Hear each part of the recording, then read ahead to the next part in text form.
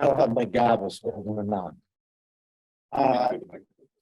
I'd like to bring this September 19, 2023 meeting of the Bucks County Intermediate Union Board of Directors to order. Could we please stand for the Pledge of Allegiance, and also please remain standing for a moment of silence. I pledge of allegiance to the flag of the United States of America and to the republic for which it stands, one nation, under God, indivisible, with liberty and justice for all. At this time, please remain standing. We'd just like to have a moment of silence for former president and a board member of the Bucks County IU. She was from the Palisades District. It was Mrs. Carol Clemens, and had passed away. And Dr. Hoffman, would you like to say? Sure. Mr. Hollowell is our dutiful representative from Palisades. You full well know Ms. Clemens was on the Palisades board for 32 years. And in her role as Palisades board member for 32 years, 28 of those years she served on this board at the intermediate unit. And I don't recall her ever missing a meeting. She was very proud chair of the nominations committee and also an educator during the day and a Palisades and Bucks IU board member volunteer by evening. So she recently passed away. I think we should honor her memory and her service to both communities here together this evening.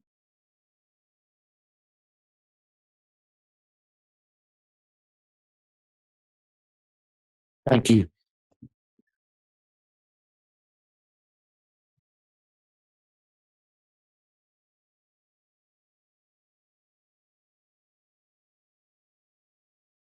Beth, do we give a roll call for attendance?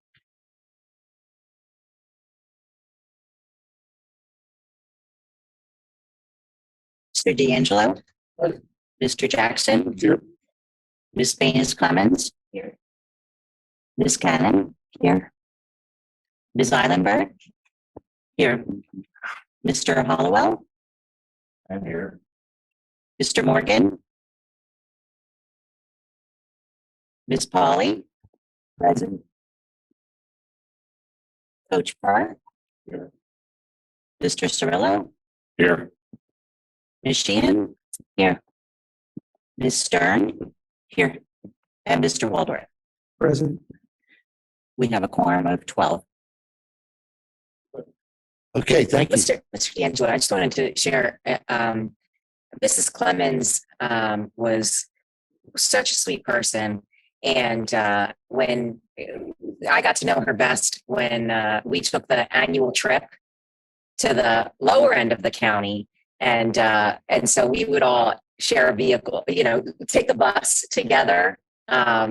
And it was really great to get to know her. And she loved the IU. She was so dedicated. She just loved being a part of it, and was such a cheerleader. And a funny experience with her. So my husband's family is Clemens. And so we had that conversation actually as we were driving over there the one time.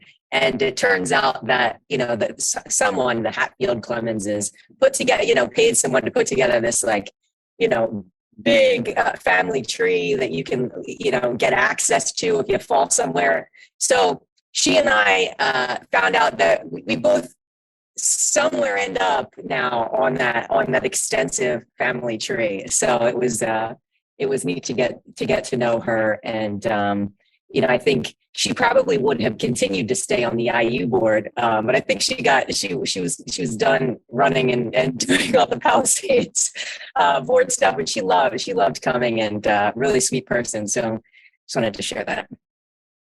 Thank you very much. You got that right. She was the sweetest person you'd ever know, and was really committed to this place. And if it wasn't for her, I'm probably not sitting at the seat right now. So we will miss her, and God bless.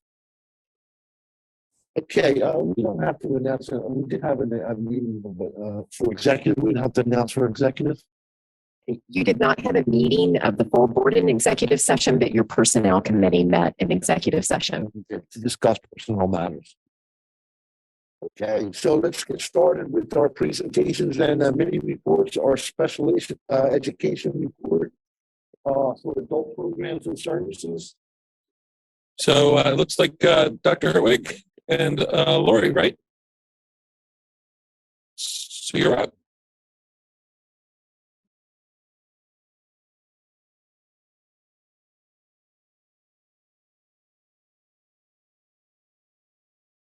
That's all. Good evening. Jen Hertwig, the Director of Program Development here at Bucks IU. And with me tonight is Lori McCrory, our Manager of Adult Services. And we prepared a meeting report for you today about adult programs and services. Hopefully you had an opportunity to review that and learn a little bit about the two providers, the two agencies in which we are approved providers, Office of Developmental Programs, or ODP, and the Office of Vocational Rehabilitation, which is OVR.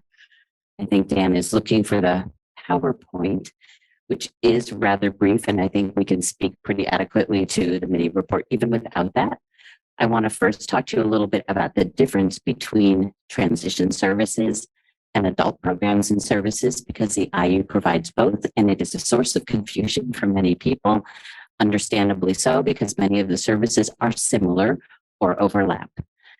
Just for your benefit, I wanted to take an opportunity to explain the difference. Transition services are services provided to students age 14 to 21 in conjunction with their IEP. These are services that a district would reach out to us to provide through our referral system, and then they would ultimately be financially responsible for those services as part of that individual's IEP. Adult programs and services are services that are available to individuals who are 18 to question mark, because it can go as long as possible into adulthood.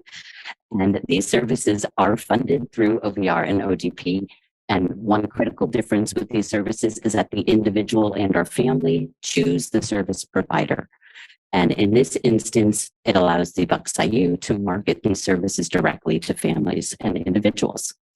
Because of that, we have created our own little identity in the world of adult services. And you can see on the top of that PowerPoint, the word Sequel.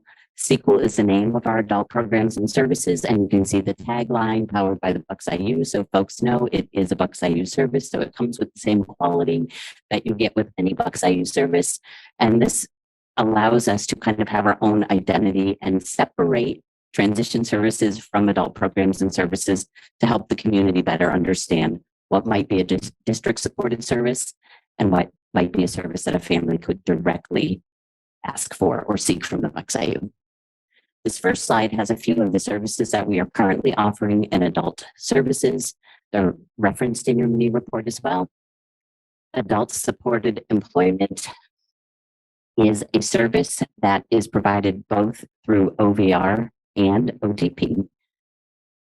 And we currently have had tremendous growth in our OVR supported employment program and are serving over 60 individuals in that program. It has grown pretty rapidly. Our community participation supports program is a program that gets individuals into the community, and it is supposed to be meaningful, interactive, volunteer type activities or other engaging activities within the community.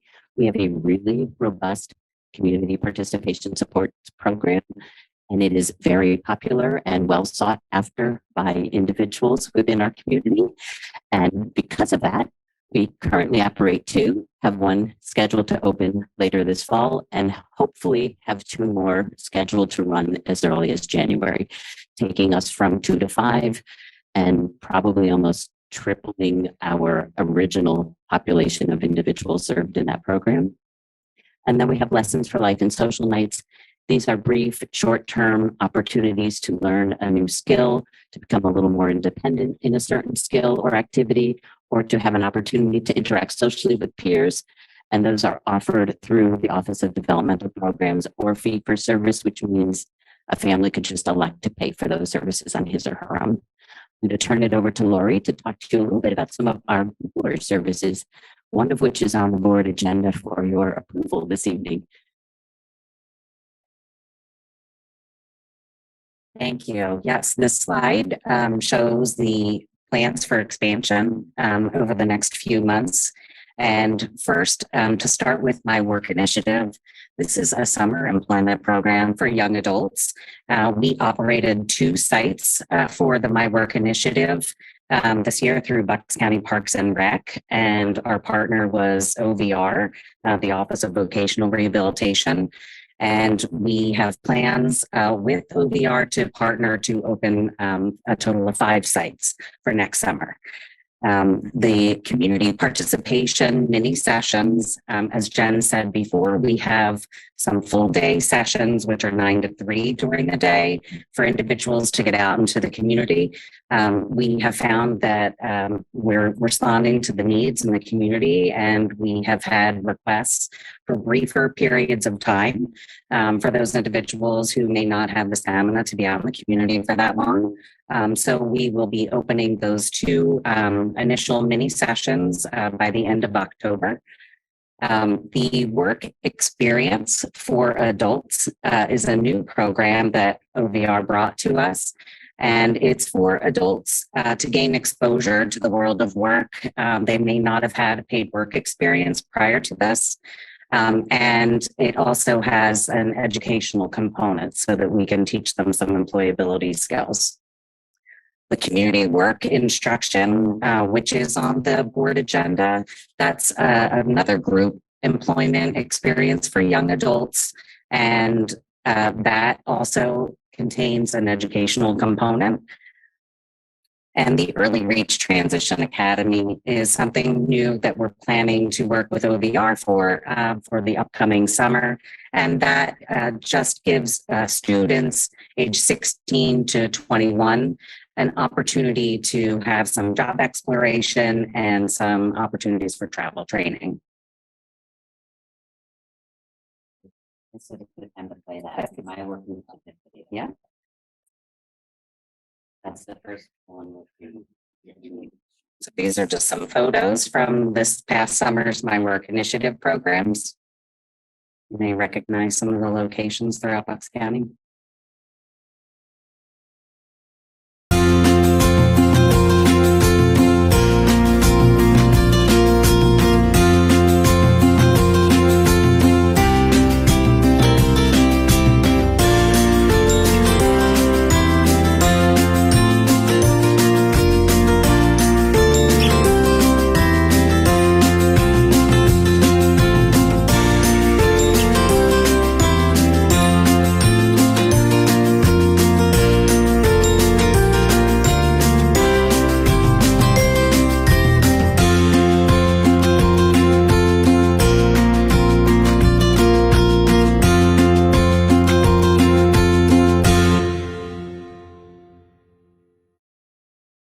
That's just a sample of some of the work that they did in the hot summer. They were doing some real hard work, but that's a great paid work experience for students in the summer. And that's the program that we're looking to expand to 5 for next summer. Not yet. Just the last slide of the PowerPoint. Oh, yeah, thank you. It's a coordinated effort.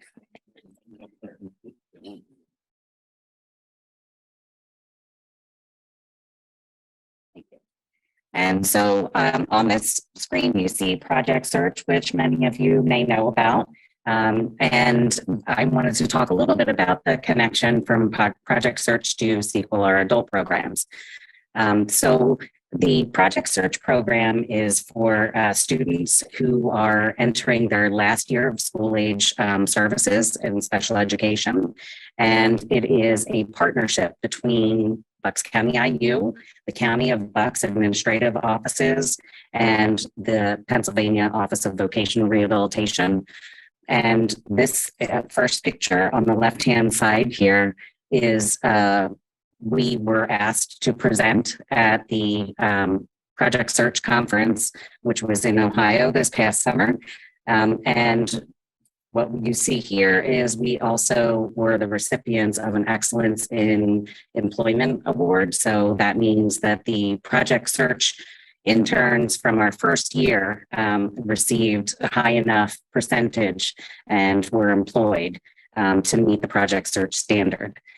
And so What you see on the right there is also an opportunity that OVR provided us with by inviting us to an event at Longwood Gardens to present on both our Project Search program and My Work Initiative. And we also received an award there.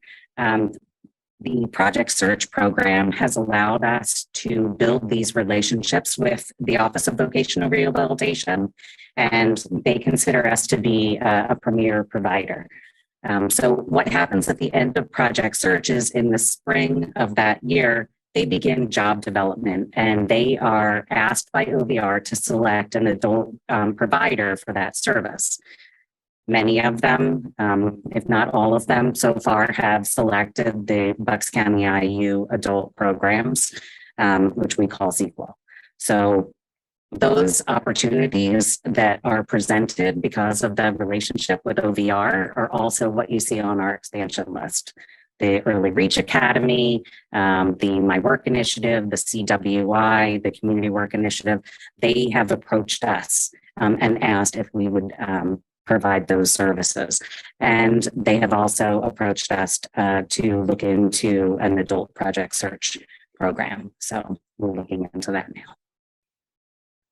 And then to end this evening, if all goes according to plan, we do have a video from a parent who presented at the Longwood Gardens event. We were fortunate to be asked to bring both a parent and a student along to talk about their experiences in our programs. And our student is known to many folks here because he is a student who was in the Project Search program, chose the Bucks IU as a supported employment provider as an adult, and then became gainfully employed here at the Bucks IU in the HR department. The video that we have for you, if the volume works for us, is the speech that his mother gave at the event. And Lori and I felt that she could say it a whole lot better than we could. So hopefully we can hear her. And this is Liz. So my name is Elizabeth Bean, and I'm Adam's mom. And I would first like to thank you all for having both Adam and myself here to share our story. Adam was diagnosed with autism when he was a year old at the Children's Hospital of Philadelphia by the brilliant Dr. Susan Levy. We were given a large amount of resource information, which is where we learned about services provided by the Bucks County Intermediate Unit, from early intervention to K through 12 in the Quakertown Community School District. The Intermediate Unit helped Adam with in-home supports, school aids, testing accommodations, and carefully executed collaborative IEPs by his dedicated autistic support teachers and therapists. In Adam's senior year of high school at Quakertown was when we learned about Project Search. And in our view, due to the courage and leadership from officials from the County of Bucks, the Intermediate Unit, and the Quakertown Community School District, Project Search was funded with no guarantee of results. In just 2 years, this program has become an outstanding trifecta of coordination between the County of Bucks, OVR, and the Intermediate Unit, which begins with the assumption of the many things their interns can do rather than prejudging their limitations. When seeking help and supports for a disabled child, it can be a challenge for families to navigate. Project Search operated in a seamless manner with exemplary communication and coordination with us as a family and all stakeholders. Honestly, there was some initial apprehension from my husband and myself if Adam was capable of succeeding in this job environment.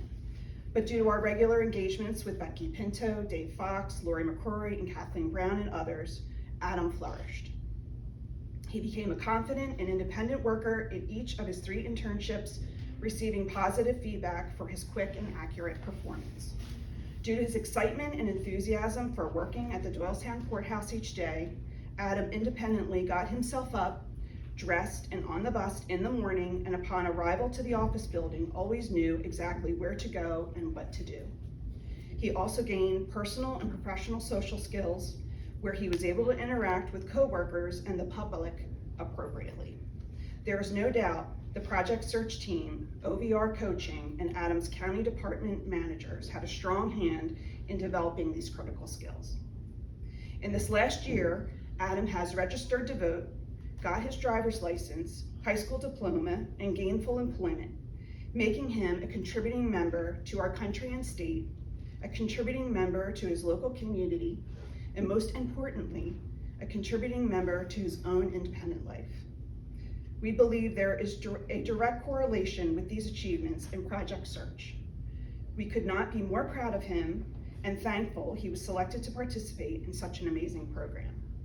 We hope Project Search, OVR, and the County of Bucks continues to be a beacon of light by providing job opportunities for young adults like Adam.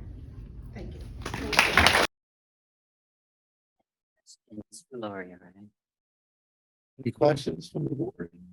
I don't have a question or a comment, just something to share with everybody. Adam came to visit us last week with Liz, with his mom, and he drove to the administration building and was very excited about that. Very excited to work in HR here at the IU and let us know what kind of tasks he's completing. And I just wanted to share that his mom is just over the moon about all of it. And it's really exciting for Adam. He's a special guy. He really is. Okay. Anybody, any other question? Well, Mr. Walmart? With the new law, educational opting until you're 22, how is that impacting your overall programming and funding that we need to be successful? And it impacts the LEA funding probably pretty significantly since they are preparing for an additional year of special education services for many students with disabilities. And from the Bucks IU, I can say that we're prepared to meet those needs. If districts come to us and need services, we have pretty robust transition services, which include job coaching and work-based assessment, as well as our actual 18 to 21-year-old classrooms. And then, of course, we have that continuum of services that would take you into adulthood. And so we are poised and ready to help support those needs. And I'm sure there is some discussion happening amongst the district personnel about the impact that might be having financially. Is there is there a place on our website or, for adults that are looking for what services are out there available to them? Is there some place where they can go and access that information? We have like a link on the website that says, here's where all of our adult services are. This is so that people can access them. We do have a link on our website or a section on the website. There has been some conversation about creating its own sort of mini site, sort of like the Fab Lab has, if you're familiar with that. We were waiting until we had more services to offer to make it a really robust opportunity when folks went to that page. So that is something that is not on the site yet in terms of it being its own, but definitely part of our future plans. And do we have anyone coordinating with families so that they know that these services are out there for them and where to find them? Yeah. So through our transition programs, we are providing them with the information. We have marketing flyers and go to speak to the different groups, and certainly at graduation, we make sure that they have that information, as they're leaving us. Also, the instructors of our 18 to 21 transition programs are aware of the programs, and we work closely with them answering any questions they may have as the students need to apply for services. I was going to just add, isn't it true that you also work very closely with the special education directors in each school district? So there's, like out of the gate, there's already some built-in assistance with finding those resources with that collaboration. Yeah. Also, because this is a service that families can choose on their own, OVR and ODP also help to support our families by giving them lists of providers. And we are, of course, are on that list of providers. In addition, we do also make sure to go to any event we possibly can, certain transition fairs or other types of opportunities where we can actually have a little booth or table and market those services ourselves.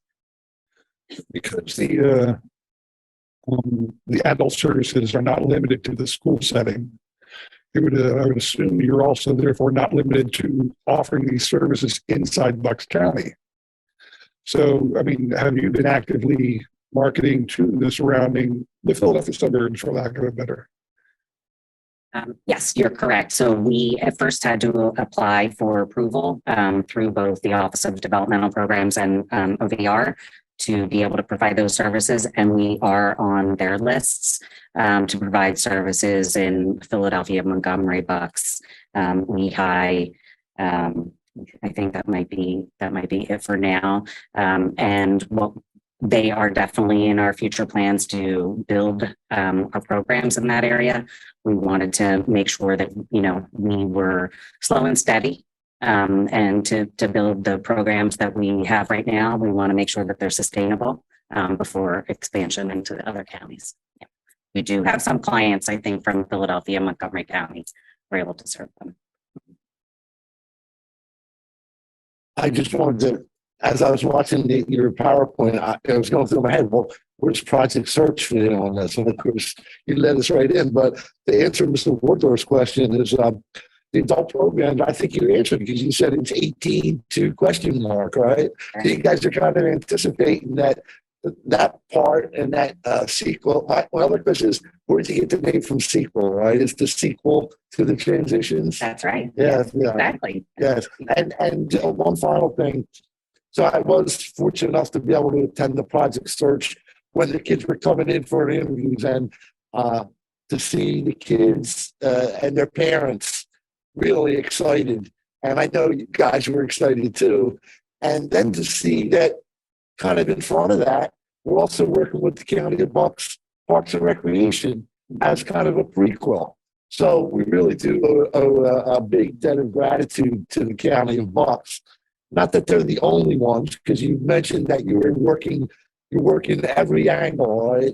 But the County of Bucks is really the cornerstone of how all these things are really kind of working for us, and they're exhibiting success, right? And that success is making you guys grow and explore more opportunities. So thank you, and I just want everybody here to know that the County of Bucks plays a big part in this, and they get big benefits from this too. So thank you both very much. Thank you. Thank you.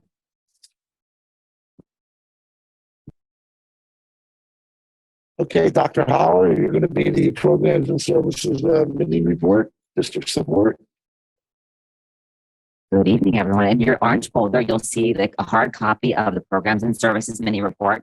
This month's report is focused on our district support team work. So, and I gave you a little visual of a boat where everyone's kind of rowing in the same direction, and that really is what our district support team work really represents. Is that my team from the Program and Services Division comes together with our program and training specialists and meet with personnel in your district to create each year's plan for how we're going to be offering support that's really customized to each district and your needs. So some themes that have continued this year over previous years is that many of your districts are really focused on the multi-tiered systems of support and positive school-wide behavior supports that are put in place. And so that's a continued theme that we are supporting. And then from there, we really customize the support for each district based on those initiatives that might be driven by your comprehensive planning and other kinds of initiatives that you have in place, whether it's curriculum, instruction, assessment, as well as any other kind of programming. So it's really a pleasure to continue to provide that support on an annual basis. And I really look forward to the spring when we have those meetings to develop the plans for the upcoming school year. And we really have, I think, a robust set of plans for each of your districts customized to your needs for this year. So just wanted to give you a little summary of the process, and that we have an exciting year ahead of us as I can't believe it's already mid-September, or really past mid-September. We already have set a lot of those plans in motion. Any questions? Yeah, I will say that down in Bristol Borough, the positive behavior, that's very big. We've been doing that for a few years now, and it works. It really does. And again, when you walk into the school, especially at Snyder Drive, you can really see a sense of just happiness overall, kids getting along, people being polite, simple things. But I will tell you, it's working. So thank you. Absolutely. You're welcome. Tell us more about the multi-tier system of support. I think I heard that before, but I'm not sure exactly I know what it means. Sure. So this is really an extension. If you've ever heard of the response to intervention, used to be the previous iteration of that about a decade ago. And what happens is that we look at not only academics, but also behavior. So it really encompasses the whole child and both the academics and behavioral piece. And the premise behind it is that in any given classroom, in any given building, there are students that simply respond to the instruction and the supports that are in place. They don't need any kinds of interventions. However, there's another tier of students who need some kind of more intensive interventions to be successful. And we really want to provide those in the classroom to the most extent possible so that they don't miss the core instruction, that they really have that supplemental instruction and interventions on top of that core instruction in the classroom. And that might be taking place not only for academics, but also for behaviors. And there are some students who might need supports for the academics only. There are some students who might need supports for the behaviors only. And there are some students who might need supports for both. But that idea is that it really is a full supportive system of intervention to support all of the students in the school building. And there are also times when a student might be doing wonderfully for several years and then all of a sudden needs some supports and interventions. The system's set up so that it's responsive to that. So if a student is falling short in a certain area, it's not waiting till the end of the year and admiring the problem and then putting an intervention in place the following school year. It's really trying to intervene as quickly as possible.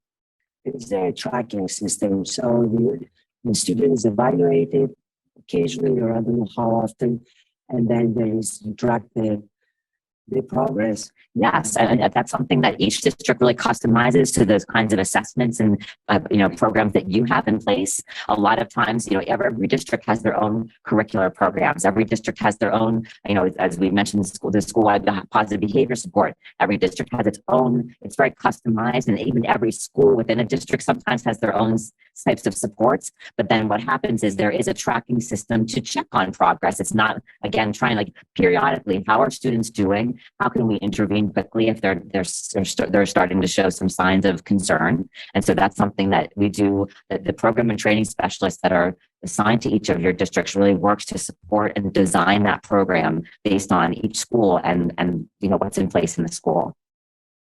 Sure. Anyone else? Thank you, Dr. Mull. Welcome.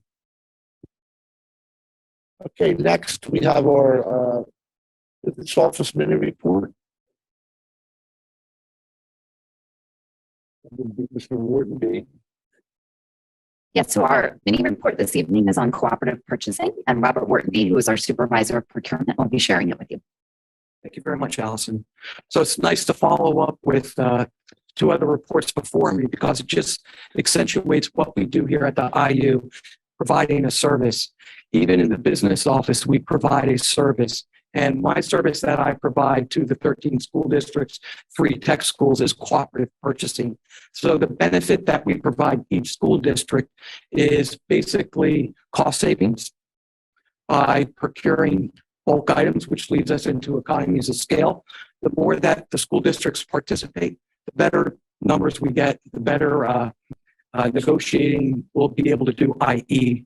not having to pay for shipping costs and just making use of the economy currently. The other things is access to quality suppliers. We've been doing this quite some time. So we built a relationship with numerous suppliers who we go to frequently and often to, procure all these goods. Time savings. We write the bids. We write the documents that go out for solicitation so that your districts and your facilities and operations staff doesn't have to do that. So we take that onus off of them so they can continue to concentrate on what their core job is, and that's to facilitate and educate. The next 4 items within your document are basically a communication tool. So the other benefit of providing a cooperative purchasing or having the cooperative purchasing group is I get to interact with people in your organizations, be it from the business office, be it from transportation facilities and safety and security, of what their needs are. We also understand where the pain points are. And, that goes into sharing best practices in risk mitigation. Last year, this time, one of our biggest issues was supply and demand. There wasn't enough supply out there. The supply chain was absolutely, it was wanting, to say the least. And we had to find alternate ways. For instance, at Neshaminy, Joe Rochelle and I talked about who else can we go to find some information, to get some product. And we were able to discuss that not only between him and I, but collectively as a group with the consortium. The last thing that is very important is market intelligence, collaboration, and networking. Again, these are communication pieces. This is what we bring to the table. The 13 school districts whom I talk to, as well as the 3 tech schools on occasion, we're on the phone, we're emailing, we're talking to each other where there is need. And lastly, we assist with compliance.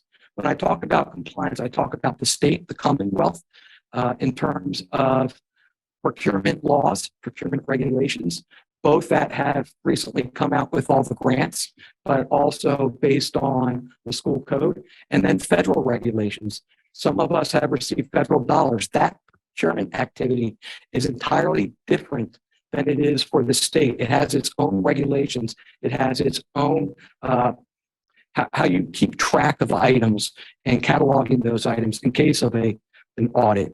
So basically, we continue to provide service on multiple fronts here at the IU, including purchasing. Any questions? One of the items listed at the end of your paper here, I know that Craigortown uses a lot of these. We get a lot of our supplies through this purchasing agreement. Most of them are standard things you would expect that a school needs annually. How often do you expand? In other words, how often are you looking at other things, school districts, that could be bundled rather than purchased individually by a school? Last year, about this time, we hosted a meeting on not only on the current services we provide, but also on services that other school districts would like. Some of them are rather difficult and basically should be held at the school level, i.e. Refuse hauling. Where are you going to get somebody to transport refuse? You could have to have multiple contracts for central, lower, and upper, things of that nature. Certain things came up in terms of transportation, having an RFP, a bid for transportation or bus or vehicle related services, i.e. parts. That's also difficult, but we have been looking at certain things to generate interest. And when I go out and I talk to these, hey, does this sound good to you? They'll be very candid. No, we do it ourselves. Or yeah, that'd be something we're interested in. We continue to do that. We continue to push the envelope. And just a reminder, there are other cooperative purchases that we coordinate here, not listed on here. Healthcare, for example, the Wide Area Network, which is our internet, college board things that Dr. Holler facilitates in curriculum areas. So just to your point, Mr. Jackson, when a district comes to us and says, hey, it'd be great if we, if it doesn't happen through the procurement office, it happens somewhere else, or perhaps not at all, but there's no consortium. Yeah. So. Yeah, and just one thing, I just signed a stack of contracts. I know we do a lot of software licensing and with other districts and that's a big component. So I hear what you're saying. When there's national companies that can provide without any delineations of regionality, right?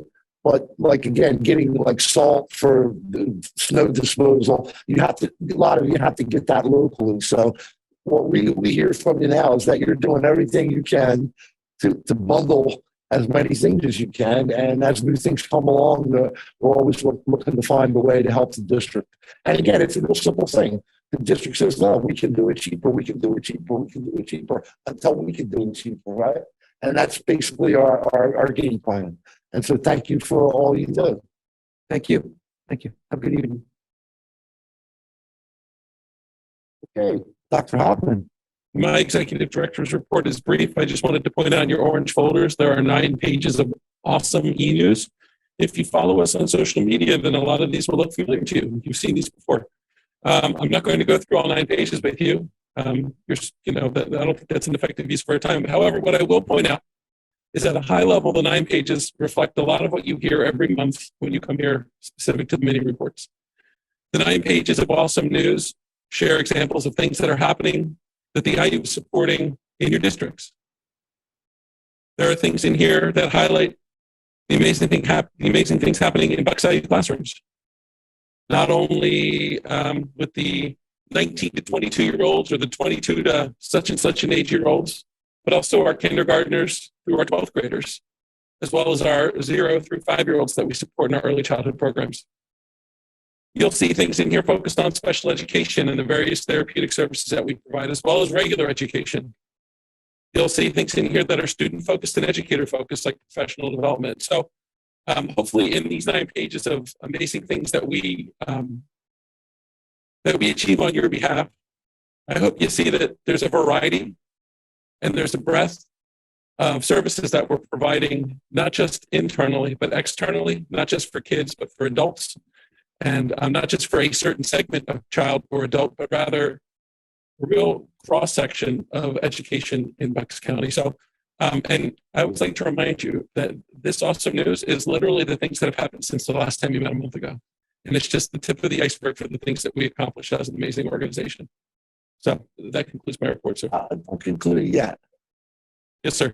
Hold on 1 second. Go I ahead. just want you to talk about, and all these things are great, but if any of you did see it, Dr. Alvin, please talk about Jill Ctech and what she did with her roller skates. Yeah, where's Oh, is she here? Gina's not here, but Gina's here. So this is on the bottom of page 1, 2, 3, 4, 5, I knew 6. you were going to bring that So up. maybe we start numbering these as well. But on the bottom of page 6, you'll see one of our amazing therapists actually in rollerblades. Do you see that?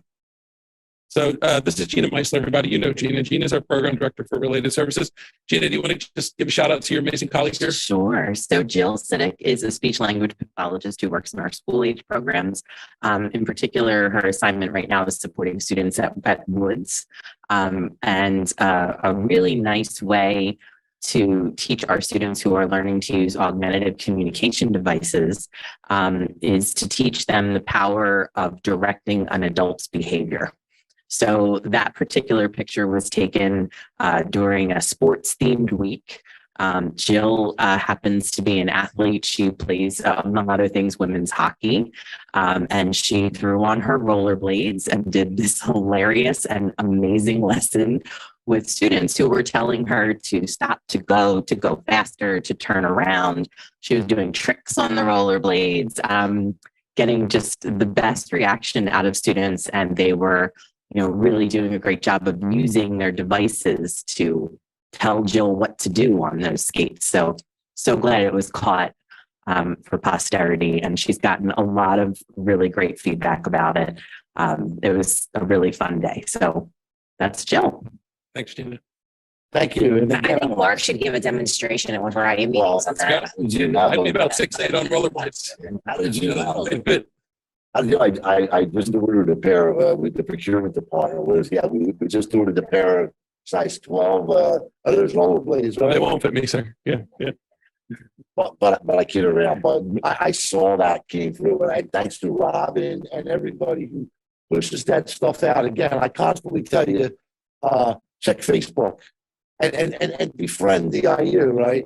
And every day you'll see something, and mostly every one of these little decks comes through. Yeah. And it's just really a great thing. And if you get it, read it and forward it to your friends. And it has such a big effect and such a wide range, because maybe there's some kids out there that would need just a little bit of something to light the fire under them. So again, it's not to diminish of any other thing, but that one really stuck with me, and I forwarded it around. And I know Robin knows that she checks out how many things that I forward. But please get on Facebook, get on the Bucks IU, and every day you get something positive that you can pass along. Okay. All right. So this time we have is for public participation for agenda items only. do we have anyone that has signed up for public participation? We have none, so we'll move on to our next item 4 would be our recommendation for action items, and that would be our consent agenda. And I believe, yes, this is where I wrote on it. So we're looking tonight to approve the consent agenda items 6A through 10K. So is there anyone on the board who has a question or concern or would like to poll anyone? Yes, we'll make the motion. Yes, so you need a motion to move that consent agenda Okay. item. Can we get a motion to move that item 6A through 10K? Motion. Mrs. Swallow, second. Second. Okay. And does anyone have any questions? That was Michigan. So, does anyone have any questions or concerns or would like to discuss any particular item? Ms. Holland? I actually have a lot of questions, but a lot of them were answered earlier today. I just want to point out for like item A to G, which is the consortium for the technology for the 13 or 13 plus school districts. And I wanted to find out if everybody is participating. I mean, I know for sure that Council Rock is not participating. I just want to find out if the other districts are participating. I know I signed a bunch of contracts. I don't know that every district, it's not mandatory, Yeah. but it's up to every district to, to decide. And it's, a lot of it depends on the solicitors. Like I know our solicitor, they're very limited. So they will always subscribe to kind of get some updates, but I believe that's just up to each individual board, correct? Mr. D'Angelo, it says in board docs, the ones that have approved it are Bristol Borough, Bristol Township, Centennial, New Hope, Soulbury, and the Upper Bucks County Technical School. The ones that they're asking for approval is Bucks County Technical High School, School District of Borough of Morrisville, Neshaminy, Palisades, Pennsbury, and Penridge. And there's 2 remaining contracts that they're expecting to approve October 17th. So that might help. I believe the 2 that we're expecting, not to talk out of turn, but I believe the 2 that we're alluding to are Ben Salem and Quakertown. Okay, so that's good to know. I'm glad because when that discussion came to my board, it didn't make sense to me that they chose not to participate because the consortium offered so much and it was so financially, it was a financially responsible way to go, especially because they share practices. So I'm glad to hear that the majority of the people is following that. Yeah, I'm not sure why Quakertown hasn't joined. I mean, we've been providing laptops to our high school students for close to 20 years now. It's been a long time. So I'm assuming relationships have been built, but that's one of the things I was going to ask about pooling is I didn't see computers, laptops on the list. And I can only assume because we're involved in the consortium and so many other factors, it was an internal decision. So if they're moving in that direction, I'm kind of happy to see it because I'm assuming it's going to cost us less money. Yeah, the motion that we're talking about here is full counsel for related to technology related legal advice. Yes, so it's not city equipment. Yeah, we'll get you an answer. Yeah, thank you, Ms. Clemens, because again, the first ones listed are ones, and that second list, starting with the Bucks County Technical School, are contracts that I just signed today that we're going to approve tonight. Okay, thank you. Anything else? No? Yeah, I Ms. just, Clemens? yeah, I have a couple of things. I'll start with a comment and then I'll move into questions. One of the items we're approving tonight is the superintendent agreement or the superintendent search agreement with the IU for Penridge. And we just completed that search, as you saw in the awesome news. Just again, huge thank you. The IU went above and beyond as always. The staff, long nights, a lot of extra time putting together those questions, facilitating the process, making it look easy. When it takes a lot of time, everybody, putting all of that effort in. And again, the process was thorough, detailed. They constantly are updating it. I've gone through this process now with the IU 3 different times, 2 superintendents, 1 executive director. And again, every time just updating that process and making it more and more thorough and helpful for school districts to use. And we were able to find a phenomenal superintendent, and I'm really excited about it. Our district's really excited about it. He's going to be such a great, such a great leader for our district, and happens to also be a community member of Penridge, which is neat too. To have someone who actually lives within our district, which is really cool. So big thank you on that one. Couple of questions. One, the letter P, the MBIT video production services for recruitment videos. I was a little surprised to see this because we're usually the ones doing all of these services for everybody else. So I was curious what prompted that. So for years and years, we've been using MBIT to provide video support for the intermediate unit. So that looks like a few different things. Remember the video series I used to do? I was sort of like I do. We recorded those and record those at MBIT in their studio. And if you've been to opening day or any of our professional development in services at William Tennant High School or any of the other places we've had, you see the students, the cameras that are doing live video production. Those are students from MBIT also. So we made a decision years and years ago that we could make an investment in a TV studio here, and the equipment and the upkeep and the software and the licensing and the staff, or we could, for a very reasonable fee, contract with MBIT and have their students in the video production do it for us. So it's a win-win. We don't need to maintain that equipment and purchase all of that, and then the students have real life projects and a work product that they can complete in partnership with the intermediate unit. And it's been a wonderful partnership for many years. So this is an extension of that. This allows the students at MBIT in the multimedia video production program to create real deliverable products for a real customer, in this case us. And I believe it's only fair that we compensate them for that. Great, awesome, thank you. Letter I, the GPS tracking and video cameras on buses. I know Quakertown, probably about a little over a year ago, Penridge more recently, but they're in the process of adding that. We contracted with a company that put all of the cameras on the buses and is doing all of that for us. And it's basically funded based on the tickets that people get from, it was a safety piece, right, with them.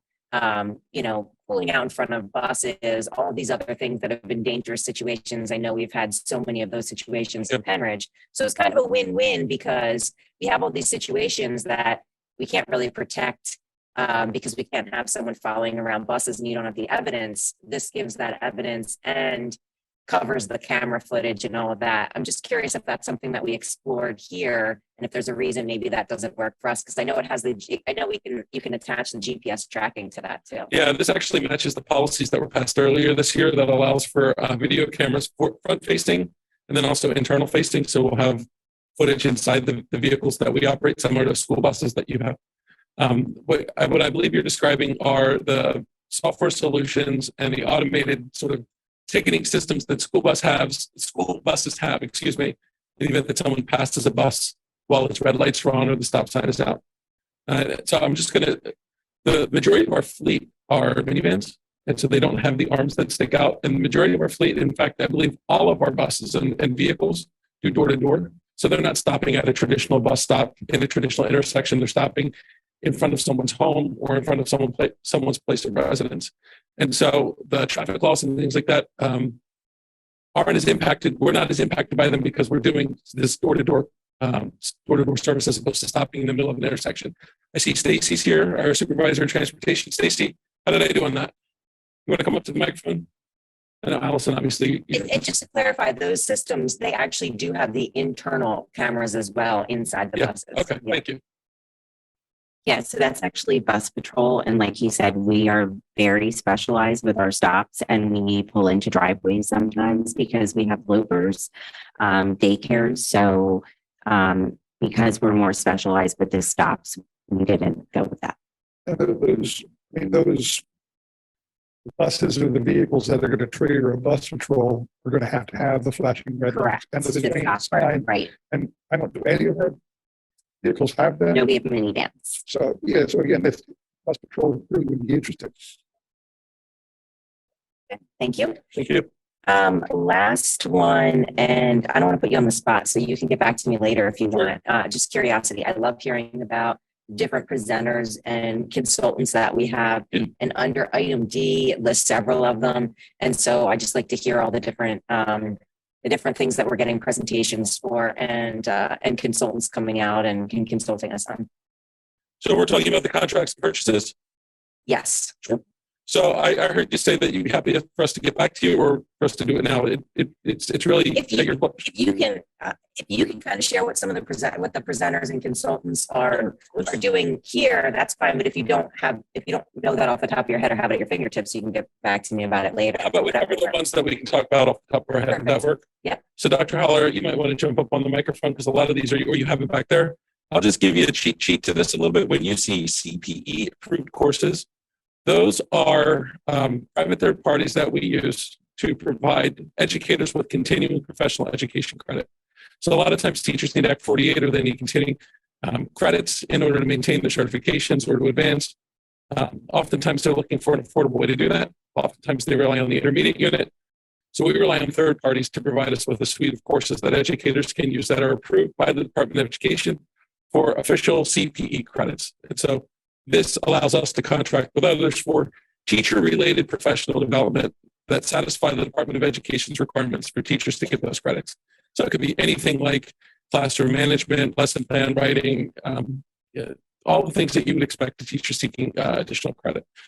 The others are related to, it looks like speech and non-public related services. So therapeutic services for our non-public programs, contracting with a private entity or private concern to provide those services on our behalf. For example, speech, if we have a caseload that we can't fill, we use a private concern.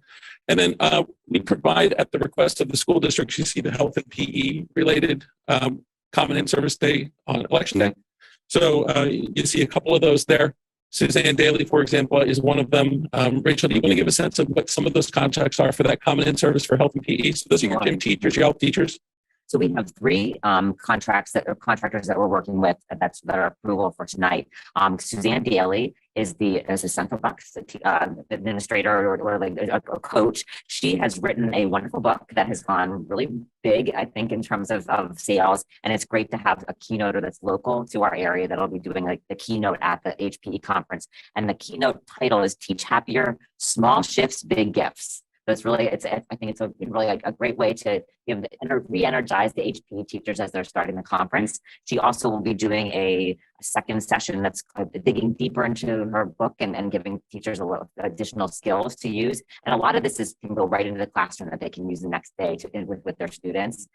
In addition, we have some high energy, we're talking about HPE here. So health and PE teachers, they come in and they have a high energy day. So we have Kristen Messina, who's an independent contractor, and she is doing 4 different sessions ranging from Zumba-tomic to Zumba fitness drumming and kickboxing. So she's going to be doing some fun. If you want to come out and get some energy out, you can come to the HPE conference and participate in those sessions.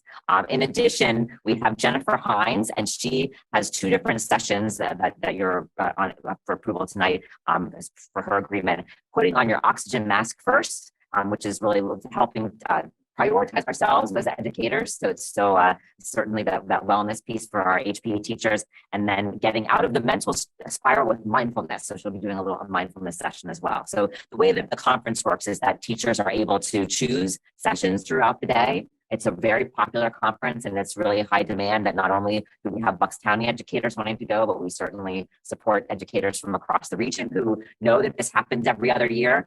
So those are just 3 of the presenters that we have on for this evening. Looks like the remaining are related to Oracle, which is our human resource system. It's just the extension of the contract. Some student literacy subscriptions. There's a data security letter for an evaluation tool, and then Zoom, just our license for Zoom. Those the CPE ones that you had mentioned on here.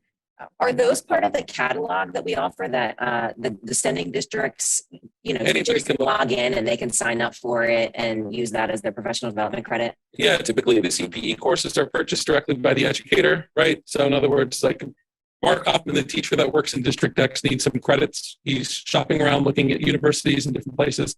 Someone says, "Oh, did you know the IU offers some CPE credits?" I go to the website, I put in my credit card, et cetera, and then I'm enrolled in that course. Dr. Holler, I mean, that's essentially how it works, right? That is correct. And one of the things that we worked on a couple of years ago is to add on a partnership with the Immaculata University. So not all of the CPE courses, but some of them actually will earn university credit as well. So that was a nice partnership that we put together a couple of years ago with Immaculata.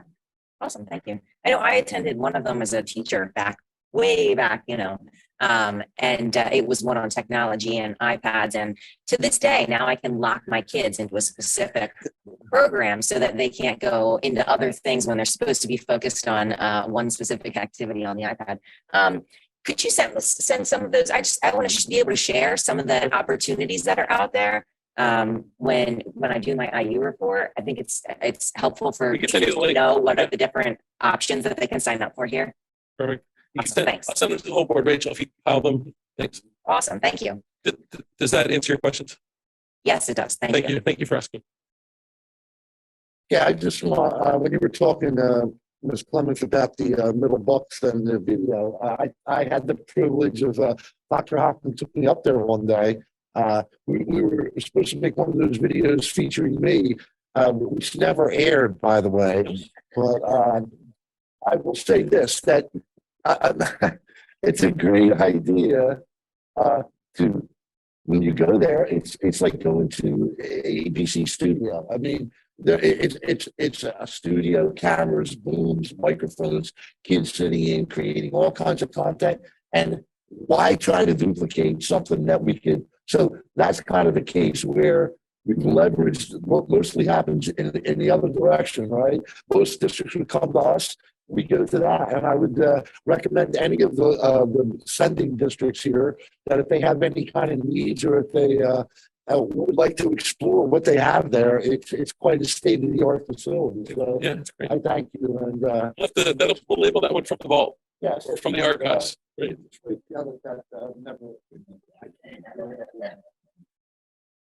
Did we sign his contract or something? Yeah. We'll just put it on the. But one thing I want to point out for the good of the order here, item 10B. I just want everybody to know I took the kit for y'all, and I'll be the delegate going out to it's the delegate assembly in November. So there should be no expenses because it can be Zoom, and I'll probably just sleep late and stay in bed and watch it in Zoom meeting. Thank you for doing that. And give us a report. Okay, so Isn't it Kalahari? Can you go in person? Oh, those seats are already full, so you can't go join the water park, go to the water park. I don't know that I go anyway. Options. Okay. okay, so without any other questions or concerns or any items, we're okay. And we will get the vote on the motion. We have the motion in second, so that would be again item 6A through 10K. And so can we get a roll call vote on that? Can we do consent? Consent, do a consent? Okay. All in favor? Aye. Any opposed? Any abstentions? And that motion carries. Thank you. Okay, so let's move on down to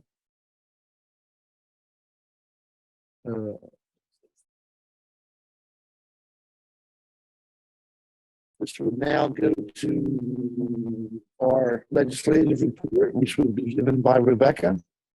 And I know she's got all kinds of information for us. Well, good evening, everyone. Your legislative report is in your orange folder. Looks like this. And I'll just get started. So as you know, when I last spoke with you, we did not yet have a state budget. However, we now do have a state budget. More than a month after the Commonwealth missed the June 30th deadline, Governor Josh Shapiro did sign the 23-24 budget into law, finally allowing billions of dollars to flow to state agencies, counties, and municipalities, school districts, and nonprofit organizations. The overall spend for the 23-24 budget, that number is $45.4 billion. And it was signed, it's House Bill 611, those of you that like to know the bill numbers. When it was signed into law, it became Act 1A of 2023. Now, Governor Shapiro did exercise his right as governor to line item veto one provision in that bill. That was the Lifeline Scholarship provision. It's also called the Pennsylvania Award for Student Success, or PASS. Governor Shapiro, in his line item veto message, said that while he supports the school voucher program in concept, he was unwilling to hold up the entire state budget spending plan over this one provision. So therefore, he line itemed it. That was the deal he worked out with the House. That's why the House then approved the measure. And so it is now Act 1A of 2023. Towards the bottom of page 1, I wanted to point out to you that because that was an appropriations bill only, there were no authorizing measures that were approved by the House and Senate. Usually we get an omnibus school code bill, we usually get an omnibus fiscal code bill, and those bills contain the authorizing language that accompanies the appropriations so that the state agencies are authorized to actually spend that money. The budget was so controversial this year, none of those authorizing measures were approved by the House or the Senate. Now, it really doesn't have that big of an impact on the $45.5 billion spend. However, there is $1.1 billion in new money or money that just doesn't have authorizing language that cannot be spent, even though it's been appropriated. Those funds include programs for public legal defense, housing, and aid for poor school districts. Keep in mind that the lack of authorizing code language usually isn't a big deal, but for these particular programs, either they can't use last year's language or they're new programs, so they never had language. So you need authorizing language in order to move forward. Specific to education, the $1.1 billion includes, on the top of page 2, level up funding for the state's 100 poorest school districts. That's $100 million. It's been appropriated, not authorized, can't be spent. Mental health grants of $100 million, can't be spent. Stipends for student teachers, $10 million. School environmental repair grants, $125 million. And then the Social Security funding to school districts, which I know is a very, very big issue for our school business managers, because I believe, Allison, we get half of the Social Security money back from the state, and that needs authorizing language, which we don't have yet. So the Senate actually came back into session for one day on August 30th. They reconvened and they approved 2 fiscal code measures to try to prompt some authorization language. Those 2 fiscal code measures were House Bill 1300 and Senate Bill 757. House Bill 1300 provides select authorizing language in a very, very limited fiscal code bill. The bill approved by the Senate does not contain any of the authorizing language for any of those programs that I just mentioned and are on bullet points at the top of page 2. So we still don't have a budget for these programs to actually be spent.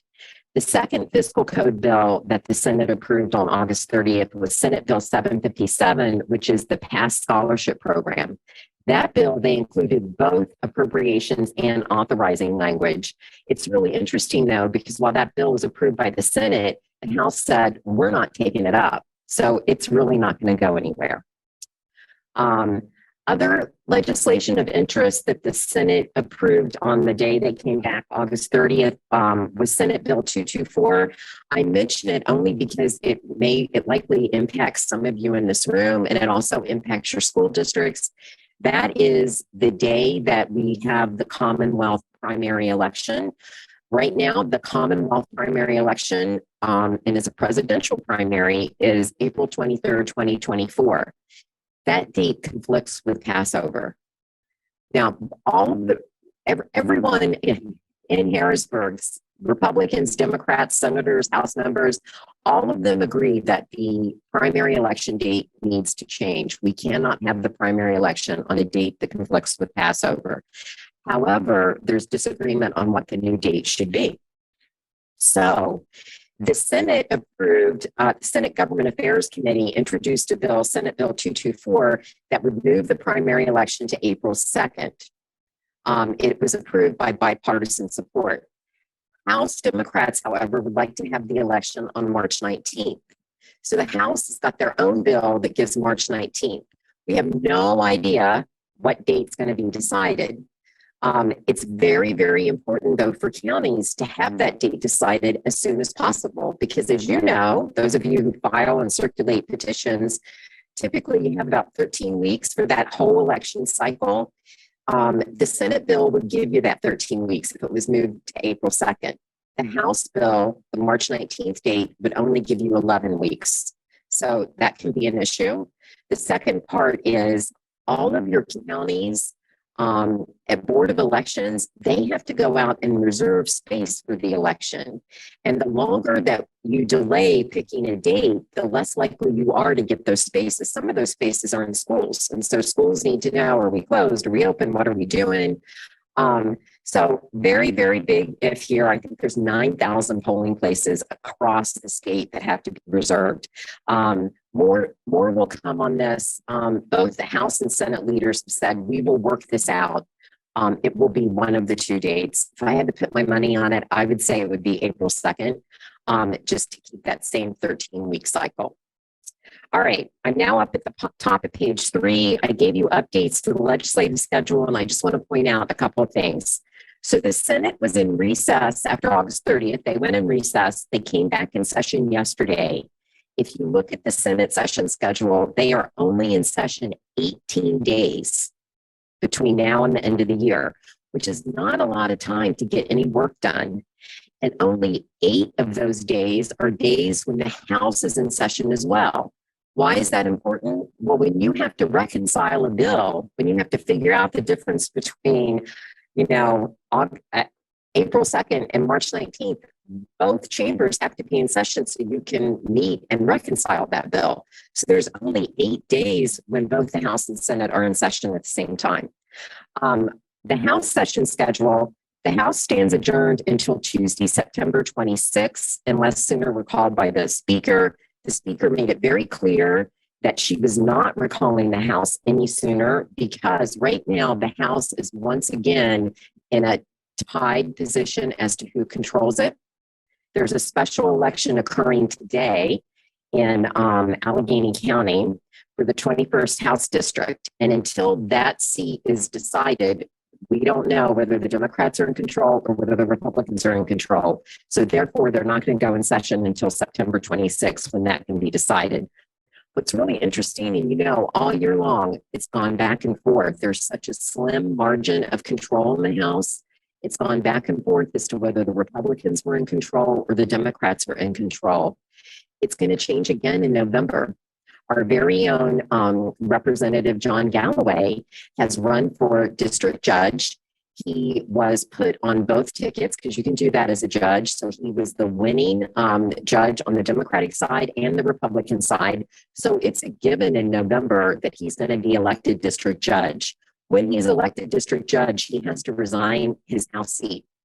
When he resigns that House seat, that's probably going to affect the equity of the House once again. So it'll be a very limited time, depending on what happens in this election in Allegheny County, as to what the distribution of power is going to be in the House, and it may change again in November. So just a little bit about that.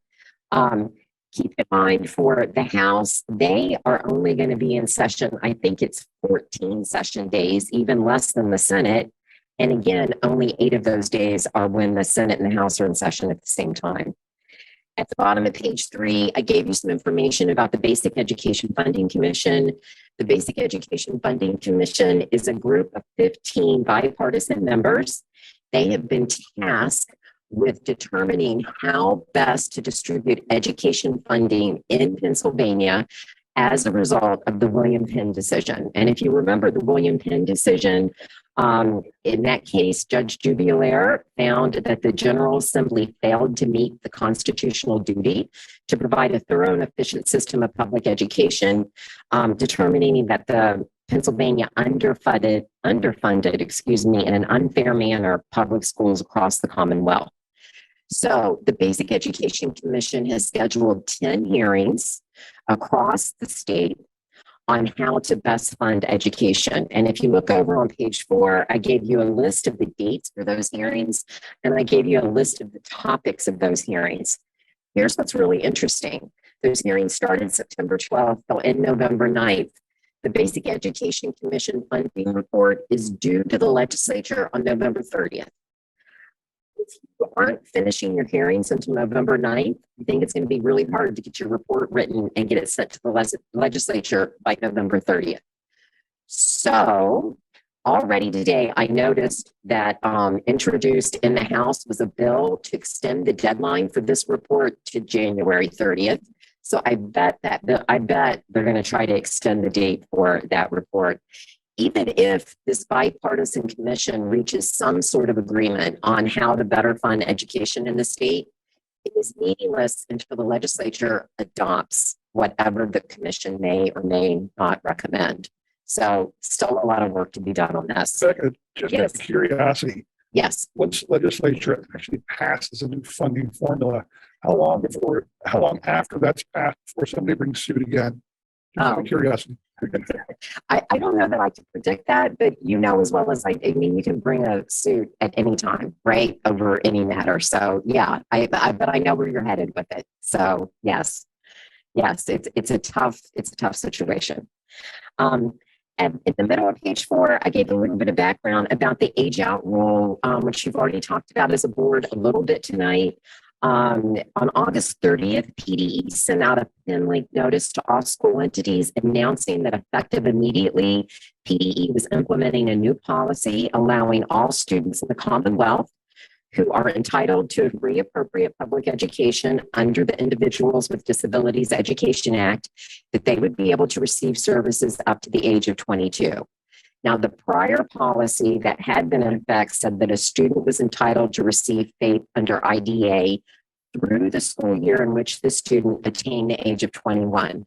So, for example, if you have a student who has a birthday on November 1 and they turn 21 on November 1, in the 22-23 school year, they can stay enrolled in that class all the way through the end of the year. Under the new policy that PDE has announced, that student may stay enrolled up to age 22 the day before they turn 22. So if you have a November 1 birthday on October 31st, that's your last day in the program. That makes it very difficult for some school districts to plan number of staff you need, to plan how many seats you have.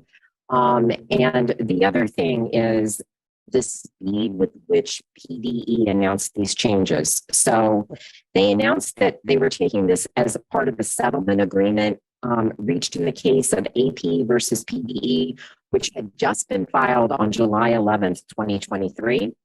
And in a speed that I have rarely seen. The lawsuit was filed in July. PDE responded to that lawsuit, and then a settlement agreement was reached, all within like 45 days of the filing. The settlement agreement indicated that PDE would issue within 24 hours of signing the agreement, which ended up being right before the Labor Day weekend and the start of the new school year. That they would issue notices to all families who attained age 21 during the 22-23 school year that they have a right to continue to receive education from the school district up to age 22, and that they were entitled to continue to be enrolled in programs in the 23-24 school year. This threw districts into an immediate scramble to find staffing, to find locations, and also no additional funding was provided by PDE. So that has been an impact as well. Interestingly, on September 11th, the Pennsylvania School Boards Association, on behalf of all PSBA member school districts, along with 3 named school districts, Central Bucks, Pittsburgh, and Upper Darby filed suit against PDE, questioning the authority of PDE to enter into the settlement agreement and to extend the requirements of the settlement to school districts to provide these services. At the top of page 5, I gave you bullet points on what the suit is asking for. And specifically, PSBA and the 3 school districts are demanding both declaratory and injunctive relief from the court. They want to enjoin PDE and Secretary Mamine from implementing the settlement agreement against school districts, intermediate units, and CTCs. They want to direct PDE, have the court direct PDE and Secretary Mamine to enforce section 1301 of the school code as written, which says you provide services throughout the school year the student attains the age of 21. They want the court to direct PDE to withdraw the August 30th pin length notice. And then they want the court to enjoin PDE from taking any action in the future relative to changing this age out rule without there being accompanying appropriate legislative action from the General Assembly. So basically, the SBA and the school districts are claiming that PDE did not have the authority to settle the suit because the law in Pennsylvania is written the way it's been interpreted over the last 23 years, is that students are entitled to education throughout the school year of the year they attain the age of 21. Okay, federal update. I'm in the middle of page 5.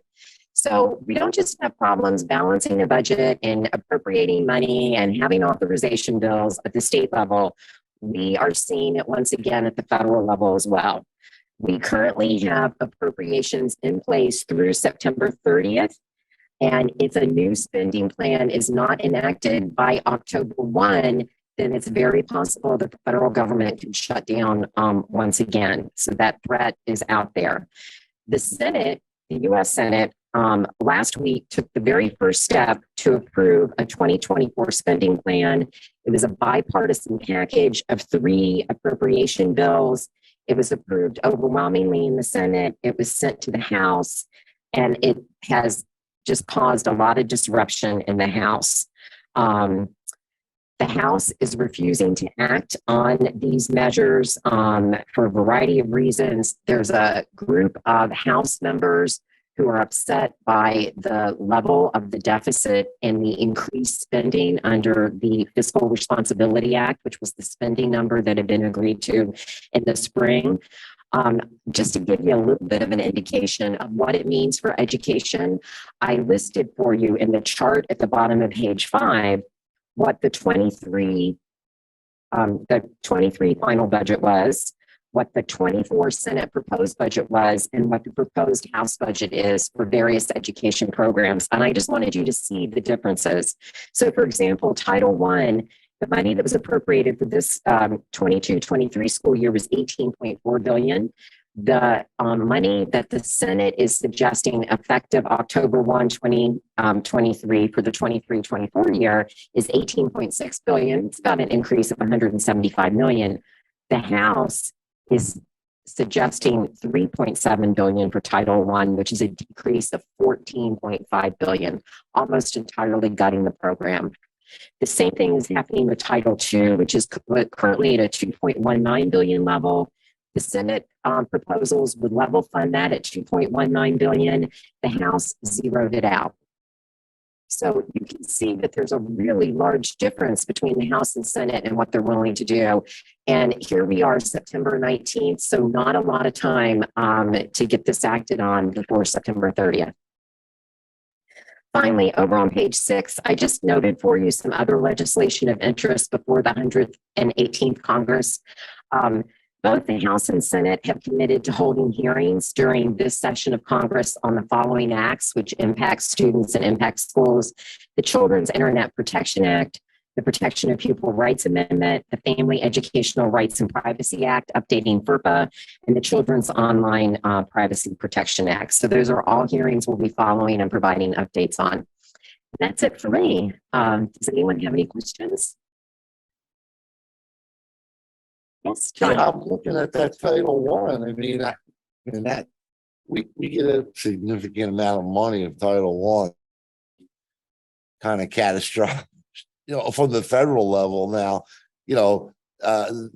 if that indeed happens, would the commission that's looking at the unlevel funding at the state level, are they going to incorporate that?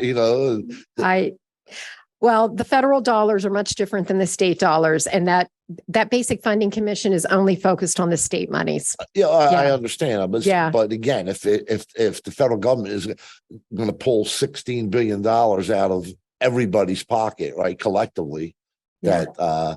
That's going to contribute to an increase in the underfunding of. So, but what I'm saying, Yeah. so they're two different things, and never the twain shall meet. Yeah. Stay tuned. We'll see. A lot happening everywhere, right? So I'm happy to keep you informed, and we'll see what October brings. Ms. Clemens, you have a question? Oh, sorry. Yes.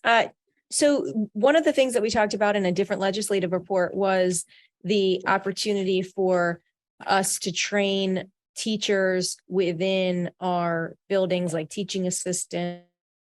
Do we have an update on that, where that is? Because I know the IU was set up as the facilitator for that process. Do we know where they are on that? Ms. Menace Clemens, are you talking about the opportunities that were advertised to help folks employed as paraprofessionals to find a career pathway to become a teacher, for example? Right, like on the job training that Exactly. the IU would facilitate. Yes. Sure. Actually, there were several competing initiatives, some that were related statewide and then others that were targeted specifically for intermediate units to apply for.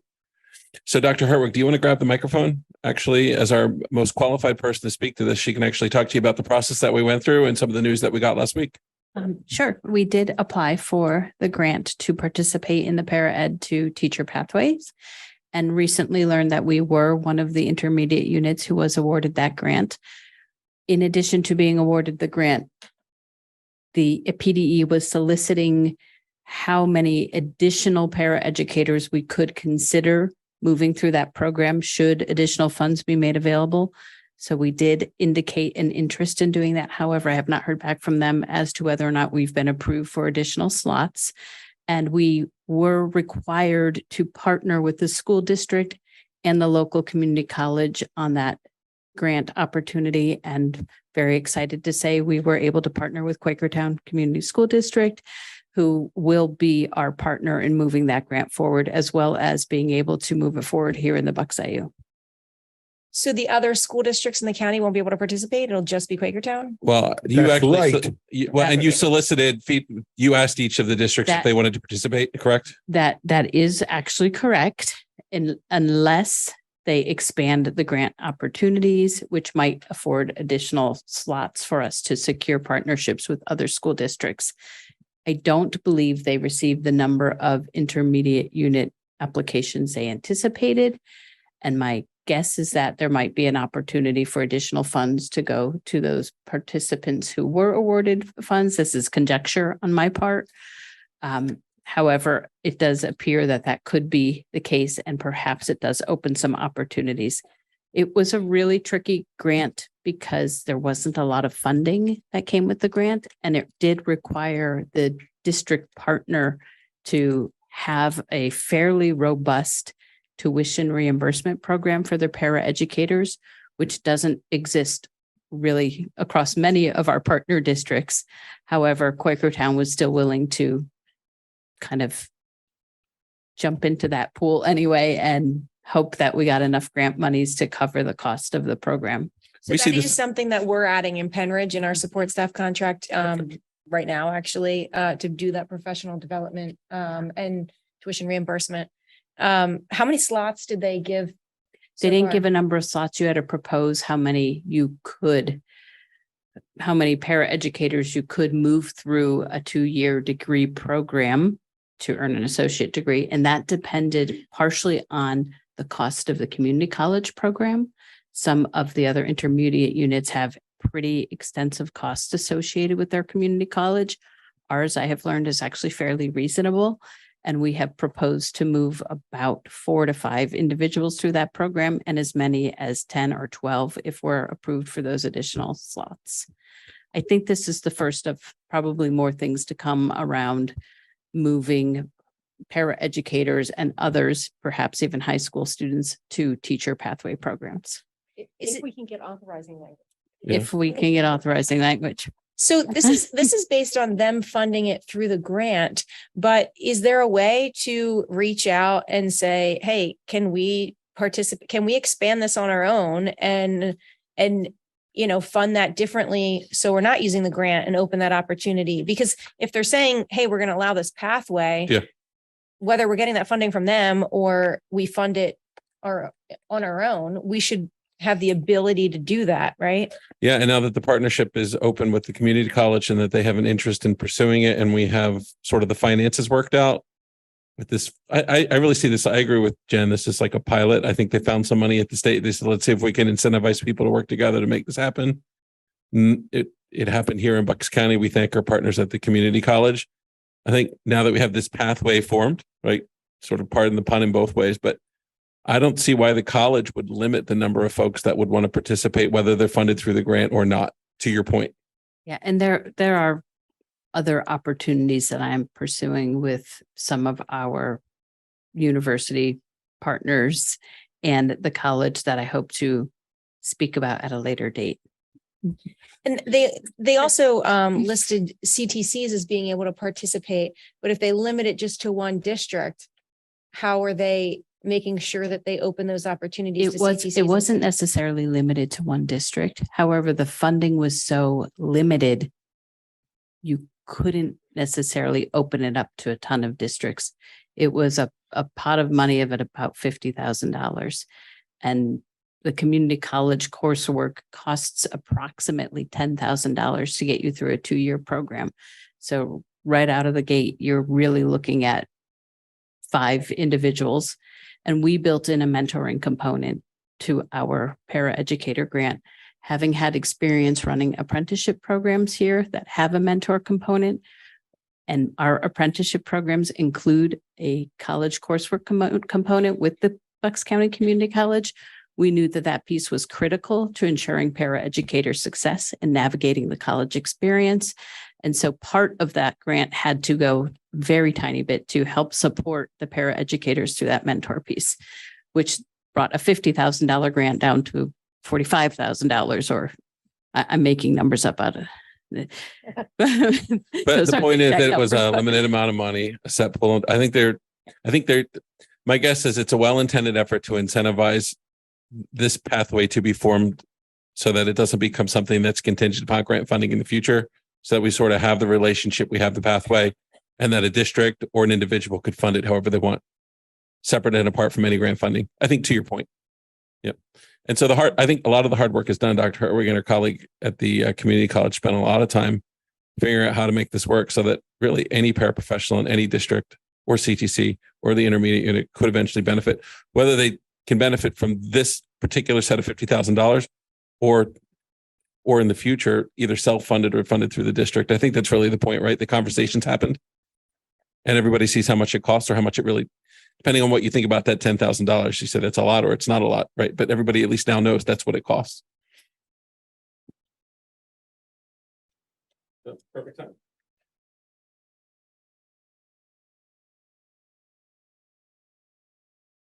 Okay, we did not meet in executive, so we can move on to any old business. Any old business?